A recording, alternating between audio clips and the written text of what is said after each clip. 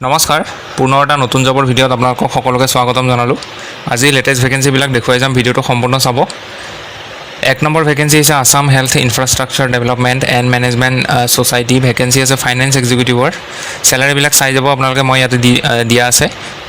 Qualification graduation কৰাৰ লগতে 5 বছৰৰ এক্সপিৰিয়েঞ্চ লাগিব আৰু 2 বছৰ টেলিত কাম কৰা এক্সপিৰিয়েঞ্চ লাগিব আৰু ইনকাম টেক্স GST আদাৰ টেক্সেশ্যন মেটাৰ্ছত আপোনালোকৰ ভাল নলেজ লাগিব। আছামিজ, হিন্দী আৰু ইংলিছ ভালকৈ জানিব লাগিব। আপোনালোকৰ এইটো পষ্টৰ ইণ্টাৰভিউ হ'ব। ডেট অফ ইণ্টাৰভিউ বুলি আপোনালোকৰ ইয়াতে 17/6/2026 at 10 AM বুলি দিয়া আছে। এইটো ডেট হয়। এড্ৰেছটো মই তলত আপোনালোকক দেখুৱাই দিম। 2 নম্বৰ ভেকেঞ্চি MIS স্পেচিয়েলিষ্ট, 3টা ভেকেঞ্চি আছে। MCA বা BE বা BTech কৰা হ'ব লাগিব, লগতে 3 বছৰ এক্সপিৰিয়েঞ্চ লাগিব আপোনালোকৰ। আৰু কিছুমান ৰিকুৱাৰমেণ্ট দিয়া আছে, ইয়াতে আপোনালোকৰ ৰিকুৱাৰমেণ্টখিনি চাই ল'ব। ইয়াৰ আপোনালোকৰ প্লেচ অফ পষ্টিং 3টা আছে: Tezpur medical college hospital, Diphu medical college hospital আৰু Assam medical college hospital Dibrugarh. Date of interview ইয়াতে 18 জুনত ইণ্টাৰভিউ আছে আপোনালোকৰ। 3 নম্বৰ ভেকেঞ্চিটো আছে প্ৰজেক্ট ইঞ্জিনিয়াৰৰ 2টা, চিভিল ইঞ্জিনিয়াৰিঙৰ ডিগ্ৰী লাগিব, লগতে ইয়াতো 5 বছৰৰ এটা এক্সপিৰিয়েঞ্চ লাগিব আপোনালোকৰ। প্লেচ অফ পষ্টিং ইয়াতে আপোনালোকৰ গুৱাহাটী মেডিকেল কলেজ হস্পিটেল আৰু ওদালগুৰি চিভিল হস্পিটেলত হ'ব। ডেট অফ ইণ্টাৰভিউ ইয়াতে 19 জুনত ইণ্টাৰভিউ আছে। আৰু 4 নম্বৰ ভেকেঞ্চিটো আছে এডমিনিষ্ট্ৰেটিভ এছিষ্টেণ্ট, এটা ভেকেঞ্চি আছে। ডিগ্ৰী পাছ কৰিলে হ'ল যিকোনো ষ্ট্ৰীমত, লগতে 5 বছৰ এক্সপিৰিয়েঞ্চ লাগিব ইয়াতো। আৰু এইটোৰ ইণ্টাৰভিউ হ'ব আপোনালোকৰ 23 জুনত। এতিয়া মই কেনেকৈ এপ্লাই কৰিব লাগিব দেখাই দিছোঁ। ওপৰত যিমানকেইটা পষ্ট দেখুওৱা হ'ল তাৰে 1ৰ পৰা 3 নম্বৰৰ 1, 2 আৰু 3টা পষ্ট, সেইকেইটা পষ্টত আপোনালোকে ডাইৰেক্ট ৱাক ইন ইণ্টাৰভিউত যাব লাগিব। যিকেইটা মই ডেট দিয়া আছে ওপৰত, সেই ডেট মতে যাব। আৰু এড্ৰেছটো হ'ব এইটো, project director AHIDMS 4th floor, Nayantara super market, 6 mile Guwahati. আৰু আপোনালোকে যেতিয়া যাব তেতিয়া লগত কি লৈ যাব লাগিব ইয়াত দিয়া আছে, চাই ল'ব এবাৰ। মই পঢ়ি দিছোঁ। Assam along with the filled up application, এখন এপ্লিকেশ্যন আছে, সেইখন প্ৰিণ্ট আউট ওলাই ফিল আপ কৰি ল'ব। তাৰ লগতে চাৰ্টিফিকেট ডকুমেণ্টবিলাক লৈ ল'ব আৰু পাছপৰ্ট চাইজ ফটো লাগিব। আৰু এটা কপি জেৰক্স কৰি কিনে চেল্ফ এটেষ্টেড কৰি লৈ যাব ইণ্টাৰভিউত। আৰু যিটো 4 নম্বৰ ভেকেঞ্চি আছিলে, 4 নম্বৰ পষ্ট আছিলে এডমিনিষ্ট্ৰেটিভ এছিষ্টেণ্ট। এইটো পষ্টত আপোনালোকে ৱাক ইন ইণ্টাৰভিউত যাব নোৱাৰে। এইটো পষ্টৰ কাৰণে আপোনালোকে প্ৰথমতে ৰেজিষ্ট্ৰেশ্যন কৰিব লাগিব। 15 জুনলৈকে ৰেজিষ্ট্ৰেশ্যনৰ সময় আছে। ৰেজিষ্ট্ৰেশ্যনৰ লিংকটো মই ভিডিঅ' ডিছক্ৰিপশ্যনত দিম। আৰু যাৰ ছাকচেছফুলি ৰেজিষ্টাৰ হৈ যাব তেওঁলোকক শ্বৰ্ট লিষ্ট কৰিব।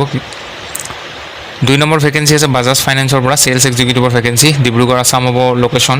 ডিগ্ৰী পাছ কৰিলে এপ্লাই কৰিব পাৰে।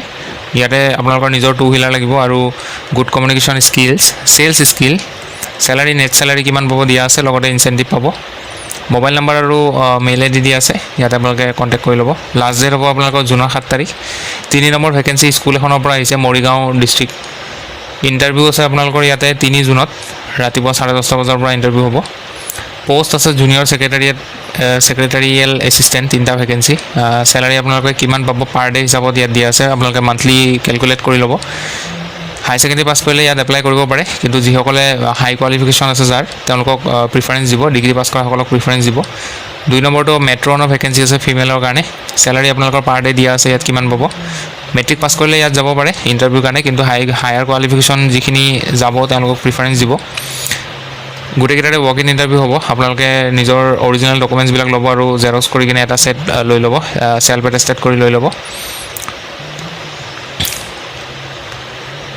নেক্সট ভেকেঞ্চিটো আছে আপোনালোকৰ Indian Institute of Technology, office এছিষ্টেণ্টৰ ভেকেঞ্চি এটা আছে। BCom পাছ কৰাৰ লগতে 2 বছৰ এক্সপিৰিয়েঞ্চ লাগিব একাউণ্টছ এণ্ড অফিচ ৱৰ্কত কাম কৰা। চেলাৰী 25K প্লাছ 18% HRA পাব, হাউচ ৰেণ্ট এলাৱেঞ্চ পাব। ইয়াত এপ্লাই কৰিবৰ কাৰণে আপোনালোকৰ ইয়াৰে এপ্লাই এটা লিংক আছে, এই লিংকটো মই ভিডিঅ' ডিছক্ৰিপশ্যনত দিম। তাত ক্লিক কৰি এপ্লাই কৰি ল'ব। লাষ্ট ডেট হ'ব 6 জুন হ'ব। আৰু ইয়াৰে ইণ্টাৰভিউটো আপোনালোকৰ অনলাইন হ'ব, গুগল মিটত ইণ্টাৰভিউ হ'ব।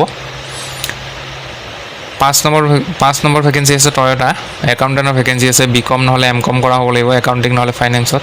1ৰ পৰা 4 বছৰৰ এক্সপিৰিয়েঞ্চ লাগিব। ইমিডিয়েট জইন কৰা যদি কোনোবা আছে তেওঁলোকক প্ৰিফাৰেঞ্চ দিব। লোকেশ্যন হ'ব মালিগাঁও গুৱাহাটী। ৰেছপনচিবিলিটিছখিনি পইণ্ট ৱাইজ দিয়া আছে, ইয়াতে এবাৰ পঢ়ি চাই ল'ব পাৰে যিসকলে এপ্লাই কৰে। মেইল ID দিয়া আছে, ইয়াতে বায়'ডাটা চেণ্ড কৰিলে হ'ল। লাষ্ট ডেট হ'ব আপোনালোকৰ জুনৰ 4 তাৰিখ। 6 নম্বৰ ভেকেঞ্চি আছে Suchita earth moving solution, training এক্সিকিউটিভৰ vacancy. Graduate or BTech preferred, experience candidate preferred বুলি দিয়া আছে।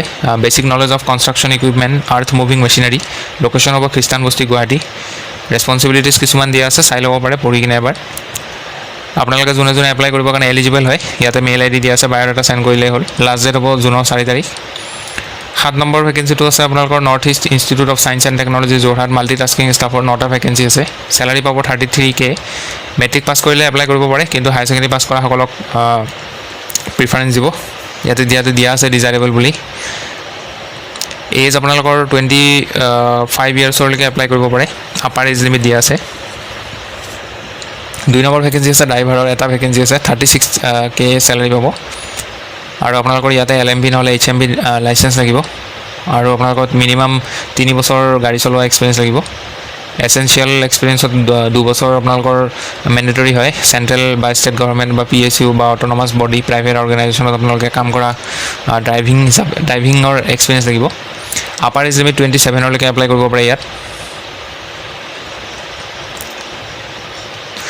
ইয়াৰে এপ্লাই লিংকটো মই ভিডিঅ' ডেছক্ৰিপশ্যনত দিম তাতে আপোনালোকে ক্লিক কৰি কিনে এপ্লাই কৰি ল'ব 8 নম্বৰ ভেকেঞ্চি আছে আছাম ডাউনটাউন ইউনিভাৰ্চিটি এছিষ্টেণ্ট মেনেজাৰৰ ভেকেঞ্চি আছে ব্ৰেণ্ডিং ডিপাৰ্টমেণ্ট পোষ্ট গ্ৰেজুৱেট বা গ্ৰেজুৱেশ্যন থকাসকলে এপ্লাই কৰিব পাৰে যাৰ MBA আছে মাৰ্কেটিঙত প্ৰিফাৰেঞ্চ পাব 2 পৰা 5 বছৰ এক্সপিৰিয়েঞ্চো লাগিব নেক্সটটো আপোনালোকৰ এক্সিকিউটিভৰ ভেকেঞ্চি আছে ডিজিটেল মাৰ্কেটিং ইয়াতো আপোনালোকৰ গ্ৰেজুৱেট বা মাষ্টাৰ্ছ কৰা থাকিলে এপ্লাই কৰিব পাৰে আৰু 1 to 2 ইয়াৰ্ছৰ এক্সপিৰিয়েঞ্চ লাগিব ইয়াতো মেইল আই ডি দি আছে ইয়াত মেইল আই ডিত বায়'ডাটা চেণ্ড কৰিলে হ'ল লাষ্ট ডেট হ'ব আপোনালোকৰ জুনৰ 5 তাৰিখ 9 নম্বৰ ভেকেঞ্চি আছে ৰিপৰ্টেড ফুড মেনুফেকচাৰিং কোম্পানী এক্সিকিউটিভৰ ভেকেঞ্চি বেচেলাৰ্ছ বা মাষ্টাৰ্ছ ডিগ্ৰী কৰা হ'ব লাগিব ফুড টেকন'লজি লোকেশ্যন হ'ব চাংচাৰী আছাম মেইল আই ডি দি আছে ইয়াত বায়'ডাটা চেণ্ড কৰিলে হ'ল লাষ্ট ডেট হ'ব 4 জুন 10 নম্বৰ ভেকেঞ্চি আছে food manufacturing company Changsari vacancy আছে আপোনালোকৰ ষ্ট'ৰ এক্সিকিউটিভ মিনিমাম এবছৰ এক্সপিৰিয়েঞ্চ লাগিব লগতে প্ৰফিচিয়েঞ্চি লাগিব MS এক্সেলত নেক্সটটো আপোনালোকৰ R&D executive food technology বেকগ্ৰাউণ্ডৰ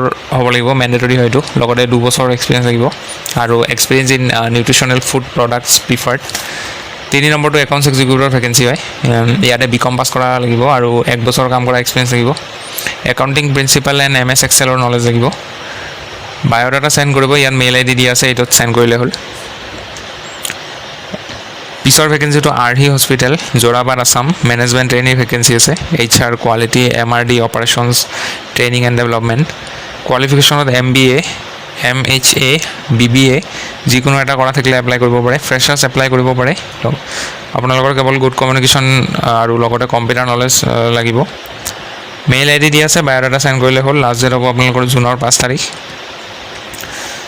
12 number vacancy আছে Amchang park and resort Guwahati guest service এছ'চিয়েটৰ ভেকেঞ্চি বেচেলাৰ্ছ ডিগ্ৰী কৰা হ'ব লাগিব বা ডিপ্ল'মা কৰা হ'লেও হ'ব hospitality tourism business administration 0 to 3 ইয়াৰ্ছৰ এক্সপিৰিয়েঞ্চ মানে ফ্ৰেছাৰ্ছ এপ্লাই কৰিব পাৰিব ইয়াত বায়'ডাটা চেণ্ড কৰি দিব ইয়াত যিটো মেইল আই ডি দি আছে বায়'ডাটা চেণ্ড কৰিলে হ'ল লাষ্ট ডেট হ'ব আপোনালোকৰ 4 তাৰিখ জুনৰ 13 নম্বৰ ভেকেঞ্চিটো হৈছে north east military school Bijni PGT মেথামেটিক্সৰ কাৰণে আছে MSc লগতে B.Ed কৰা লাগিব ফিজিক্স ডেমনষ্ট্ৰেটৰ BSc লগতে B.Ed লাগিব PGT কম্পিউটাৰ ছায়েন্স MCA কৰা হ'লে এপ্লাই কৰিব পাৰে ৱাৰ্ডেনৰ কাৰণে গ্ৰেজুৱেশ্যন হ'লে হ'ল মেইল আই ডি কণ্টেক্ট নম্বৰ দিয়া আছে ইয়াত সোনকালে যোগাযোগ কৰি ল'ব আৰু মই আজি যিমানখিনি ভেকেঞ্চি দেখালোঁ গোটেইখিনি ফ্ৰী অফ কষ্ট হয় কোনো এপ্লিকেশ্যন ফিজ দিব নালাগে গতিকে আপোনালোকে এপ্লাই কৰক আৰু এইখিনি আছিলে আজিৰ দিনটোৰ ভেকেঞ্চিৰ আপডেট নেক্সট লগ পাম নেক্সট এটা ভিডিঅ'ত নেক্সট ভেকেঞ্চি লৈ আহিম চ' আজিলৈ আহোঁ ধন্যবাদ